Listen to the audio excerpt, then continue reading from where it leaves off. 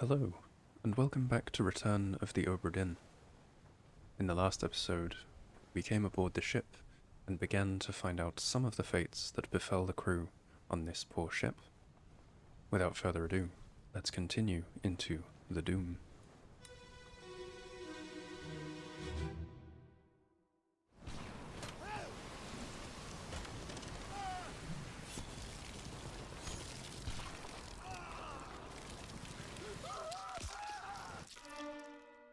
So, immediately, this individual has been torn apart by a beast.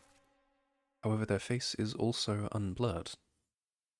We haven't heard anything of name or even any conversation, so there must be something else identifying this person.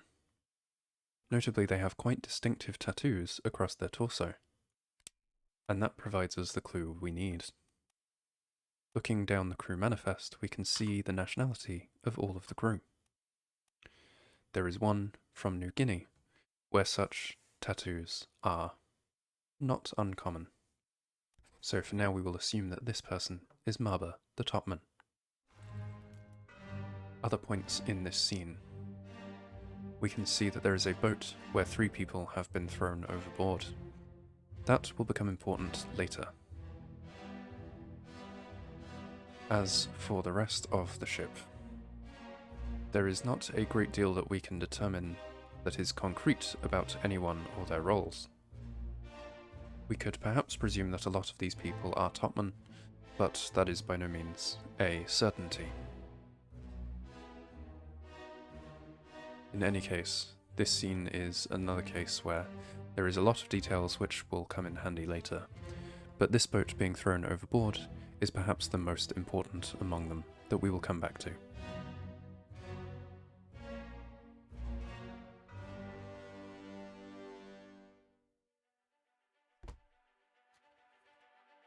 The Doom Part 7. In this case, this individual, whether it is Maba or not, was torn apart by a beast. Once again, the pocket watch will lead us to our next body that we investigate.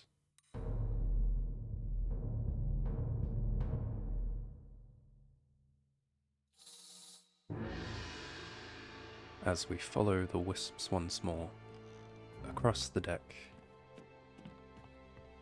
to find our next body to remember.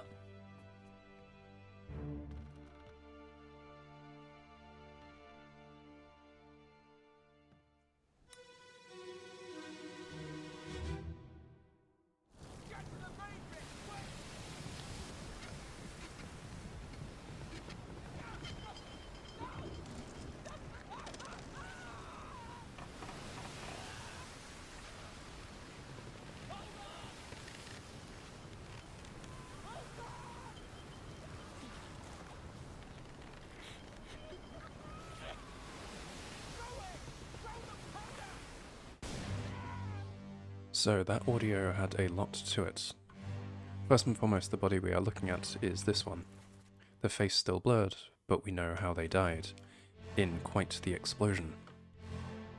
Importantly, holding on to the ropes is this individual. Once again, we will come back to this later, as his face is currently blurred. Elsewhere in this scene, we can see that below deck there is quite the commotion. In particular though, this man is carrying several guns. That might allude to his role later on.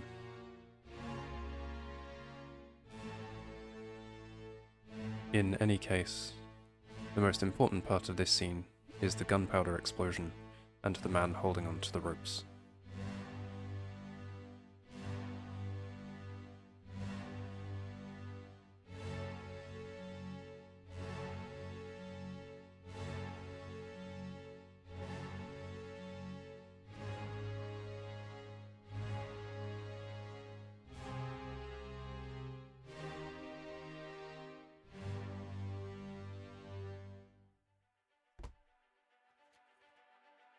The Doom Part 6. We don't know who this is, but we know that he died in an explosion.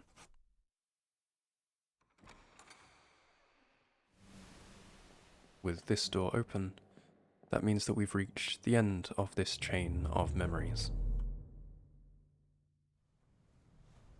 So, we are now back on deck in the present day, and we can look for our next body to search for. We can either do this simply by walking around the ship, or by looking in our book. Part 5 of the Doom begins on the gun deck.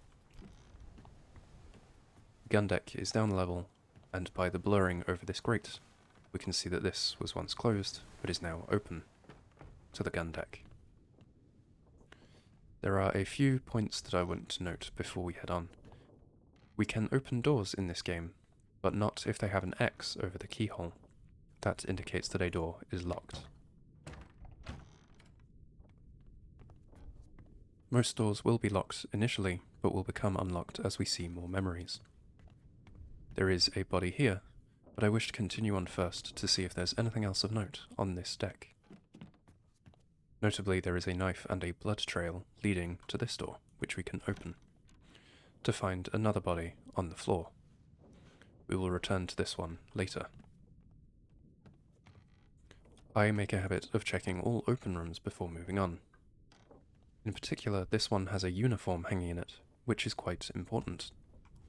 If we check what room we are in, we can see that we're currently in a steward's cabin. Therefore, this uniform is that of the stewards. This uniform appears on several people, in particular on this side of the crew sketch. Therefore, it is safe to assume that these people in this uniform are all stewards. So it is not only details in memories that tell us about our individuals aboard, it is also details on the ship in the present day. None of the other rooms have anything of particular note in them for now, however, so we will head back and begin our next memory.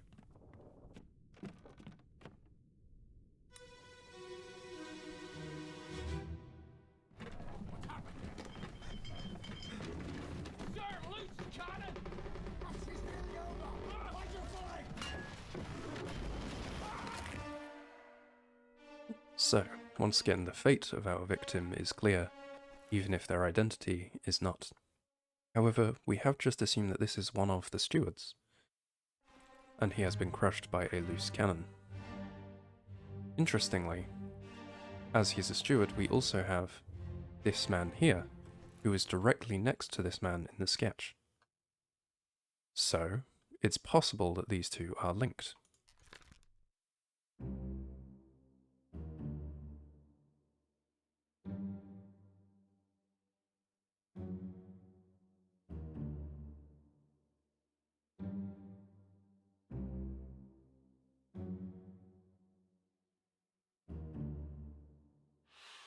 Whilst the game has just recommended that we don't attempt to identify them, at the very least, we can put in a guess.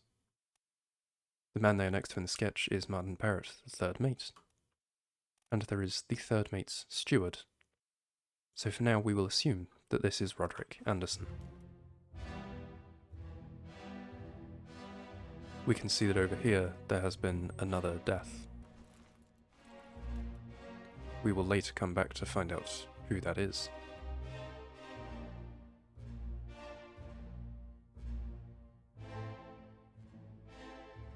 Further down this way we can see chaos from the top deck. Notably, this is previous chronologically to where the explosion on the top deck happened. This is the man who was exploded on the top deck, and this is the man who we saw holding the ropes.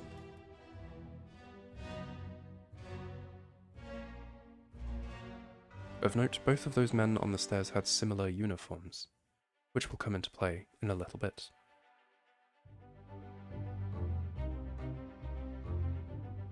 For now, we don't know if this man is Roderick Anderson or not, but at the very least, we can put in that he was crushed by a loose cannon.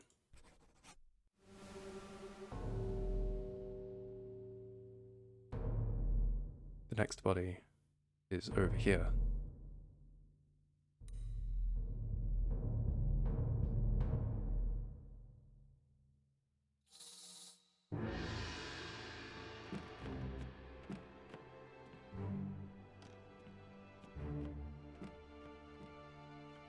We shall finish this chain of memories before heading to the body in the midshipman quarters.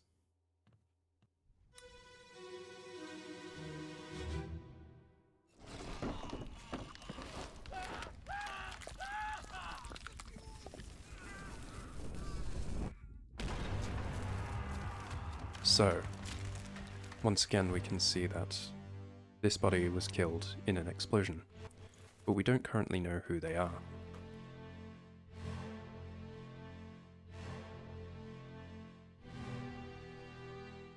As for the rest of this scene, first of all we have Maba, still here.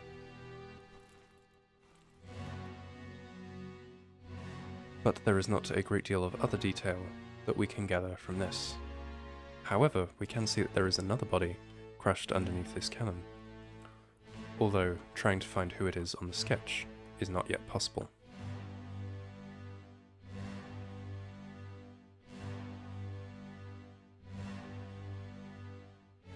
We simply have to wait for the next memory to see what fate befell them.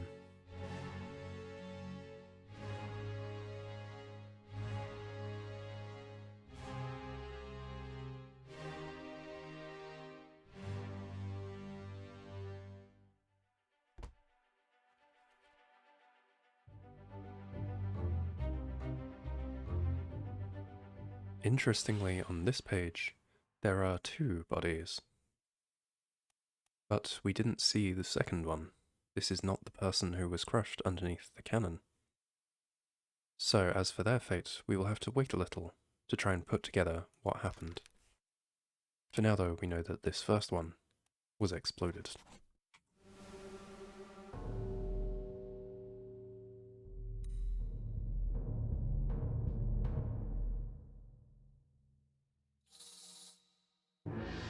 Once again, we follow the wisps towards our next body.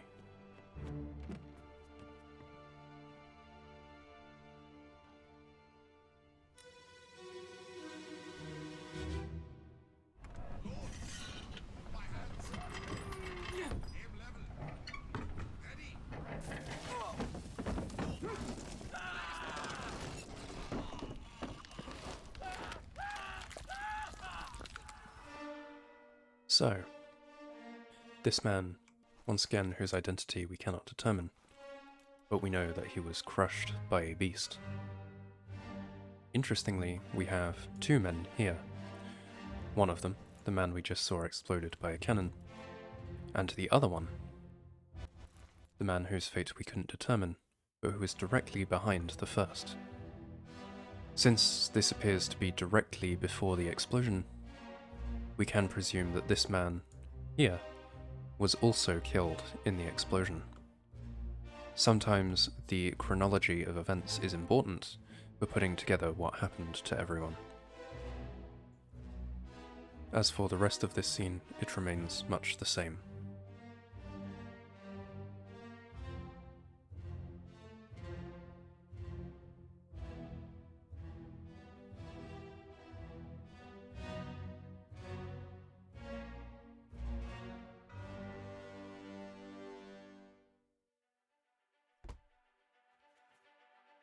The Doom Part 3.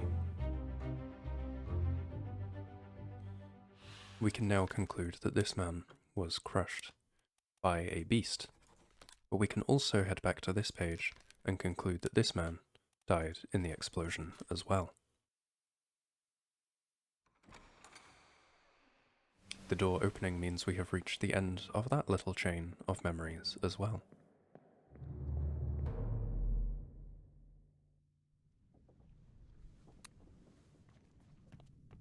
Our options remain to either head to the bow for part 2 of the Doom, or to move on to the body over here in the midshipman quarters. For now, we shall try and find the body on the bow. Heading back here, we can see that this door is now blurred and open, leading us out here.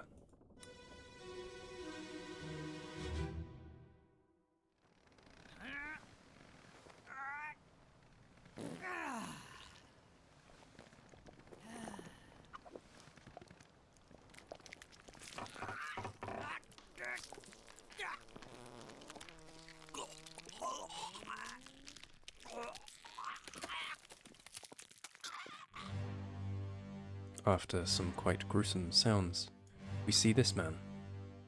If we look on the sketch, however, it is simply listed as ES. Thankfully, this becomes quite an easy one to deduce. If we look down the crew manifest, we will find one Edward Spratt, ES, as the artist. It makes sense that this would be him. Heading back out here, we can see one of the stewards nearby, but we don't know enough to deduce anything about him as yet. Heading further back this way, we can see two individuals sat at this table, and moving further down still, we find Martin Parrott alongside this man. Quite clearly then, this is the third mate steward, Roderick Anderson. He is now unblurred and identifiable, but thankfully we were able to deduce that earlier. Something important to notice in this scene is the numbers on the hammocks. Whilst we cannot identify this person immediately, the numbers on the hammocks will be useful in other scenes. For instance, here, this man is sat underneath hammock number 41. Therefore, if we go through the crew manifest, we find crew member number 41 and conclude that this man is Wei Li. We cannot see a number on this hammock, unfortunately, so this man is still not identifiable.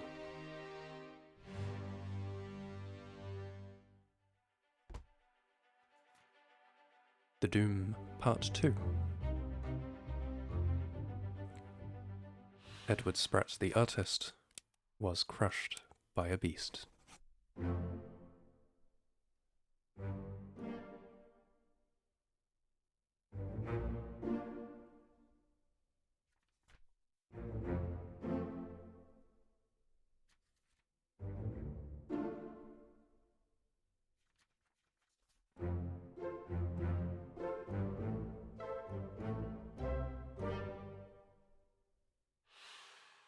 Three more fates correct, 3 more strands of fate on our diagram.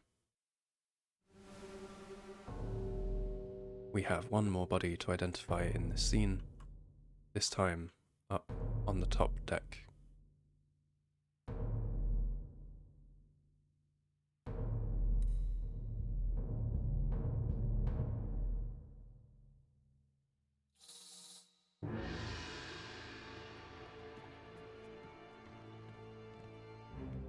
We follow the wisps once more, back to the top deck, to find the final body in the chapter of The Doom.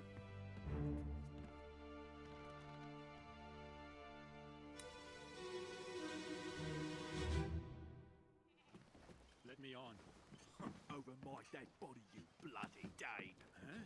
How's that? There's no cause for trouble, boys. Get in the boat. Thought I'd forget. You killed my brother. What? That was an accident. The robes. It wasn't his fault. I saw the whole thing. Lies. I shouldn't have waited so long. No, don't. So, once again the audio log is very valuable here. We heard the phrase, "you bloody Dane," suggesting that our victim is Danish. His face is unblurred, and looking through the crew manifest, we will find only one person from Denmark. That person is Lars Linder.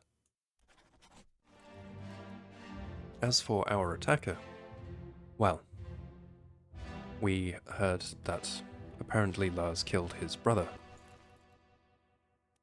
Supposedly this man is identifiable, but it is a very tricky one to come across so far. At the very least though, if we look through the surnames, we will find only one matching pair. This is Nathan Peters and Samuel Peters, though we don't know which way round these two go yet. Something important to note though, is that we are still in the chapter of The Doom. This is the boat that was thrown overboard by the beast previously. So, this man,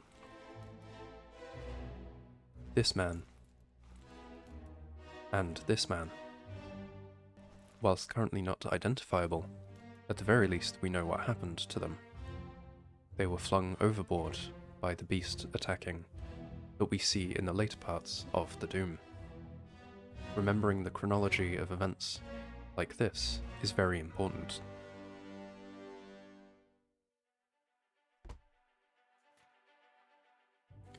The Doom, Part 1. Lars Linde was clubbed by one of the Peters brothers. Once more, a door opens, revealing the end of this memory chain.